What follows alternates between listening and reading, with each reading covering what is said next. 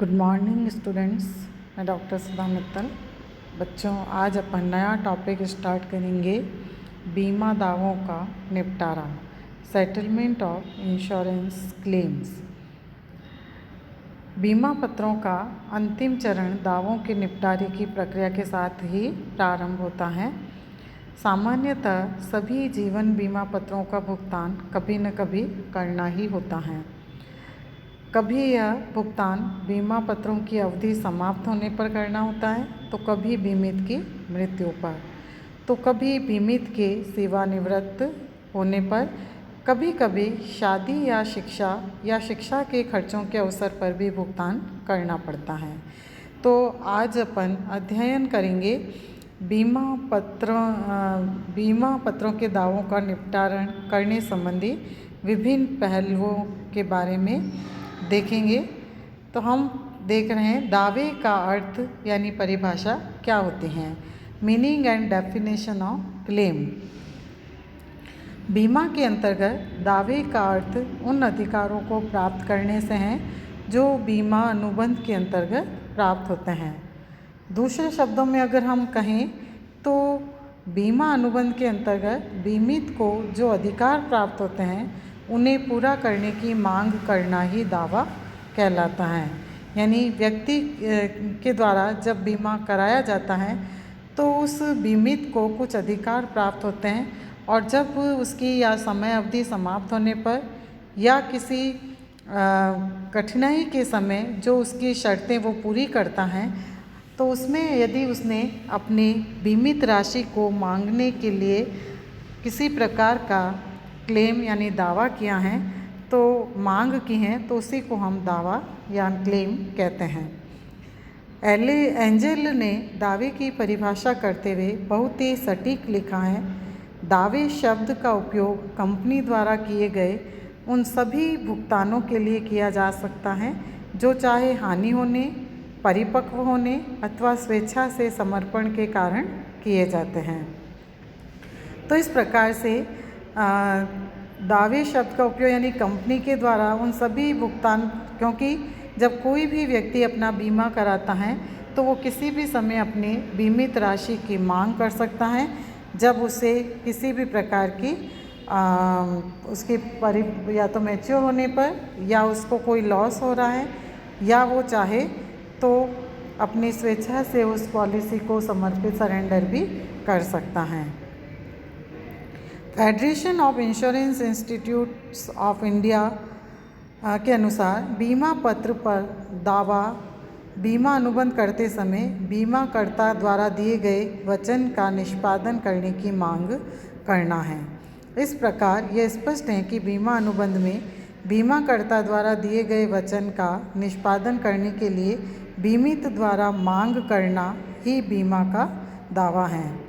बीमा का दावा बीमाकर्ता के विरुद्ध बीमित द्वारा अपने अधिकारों की मांग करना है।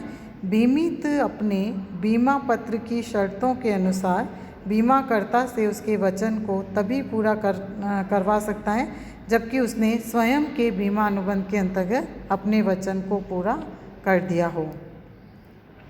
तो इस प्रकार से बीमाकर्ता और बीमित दोनों के मध्य जब अनुबंध होता है तो उस बीमा अनुबंध में जितनी भी शर्तें हैं तो दोनों पक्षकारों के द्वारा उन शर्तों के पूरा होने के बाद ही बीमा का भुगतान प्राप्त करने के लिए दावा प्रस्तुत किया जा सकता है। दावे की पूर्व की शर्तें, प्री रिक्विजिट्स ऑफ क्लेम्स। यदि कोई बीमित बीमा अनुबंध के अंतर्गत दावा करता है तो उस दावे का तभी महत्व है जबकि निम्नलिखित शर्तें पूरी होती हैं। पहली शर्त है बीमित ने अपने वचन का निष्पादन कर दिया हो। बीमा का दावा करने से पूर्व बीमित को स्वयं को ही यह देख लेना चाहिए कि क्या उसने बीमा अनुबंध के अनुसार अपने वचन का निष्पादन कर दिया है अथवा नहीं। उदाहरण के लिए बीमा प्रीमियम का भुगतान, आयु का प्रमाण व सभी बातों का सही उल्लेख आदि। यदि वह अपने दायित्व को पूरा कर लेता है तो बीमाकर्ता को भी उत्तरदायी ठहरा सकता है।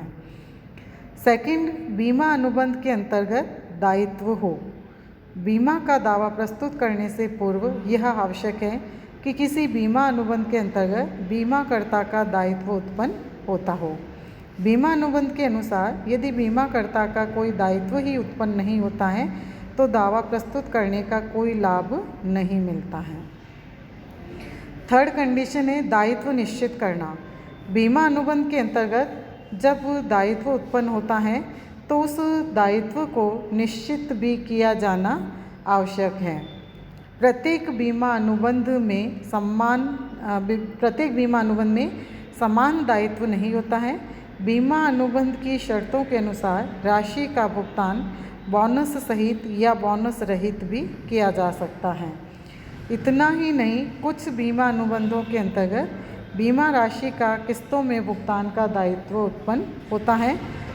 संक्षेप में, बीमा दावा प्रस्तुत करने से पूर्व दायित्व की सीमा एवं प्रकृति भी निर्धारित कर लेनी चाहिए। उसके बाद फोर्थ है बीमा पत्र में उल्लेखित घटना घटित हो चुकी हो। बीमा का दावा तभी किया जा सकता है जबकि बीमा पत्र में उल्लेखित घटना घटित हो चुकी हो। कई बीमा पत्रों में इस बात का उल्लेख होता है कि बीमा राशि का भुगतान तभी किया जाएगा जबकि बीमित एक निश्चित अवधि के बाद तक जीवित रहेगा। कभी बीमा राशि बीमित के बीमा अवधि में मरने पर ही देय होते हैं। ऐसी दशा में बीमित का जीवित रहने या मरने की घटना का घटित होना जिसका कि बीमा पत्र में उल्लेख किया गया हो आवश्यक हो जाता है। कभी कभी बीमा पत्र में दायित्व की उत्पत्ति पर दुर्घटना के कारणों का भी प्रभाव पड़ता है। दुर्घटना बीमा में मृत्यु के कारणों के आधार पर ही दायित्व तय किया जाता है। यदि दुर्घटना के कारण मृत्यु होती है तो दावे का भुगतान करना पड़ता है, अन्यथा नहीं। दावा करने वाले को दावे का अधिकार हो।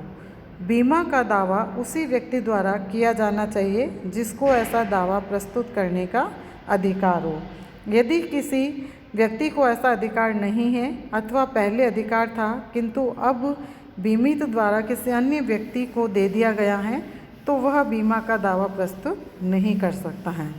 अतः बीमाकर्ता को दावे का भुगतान करने से पूर्व नामांकन पत्र, हस्तांकन पत्र अथवा कुर्की या भुगतान रोकने के न्यायालय के आदेश आदि हो तो उनका अपने अभिलेखों से पता लगाना चाहिए तथा उनके आदेशों के यानी उनकी शर्तों के अनुरूप दावे का भुगतान किया जाना चाहिए।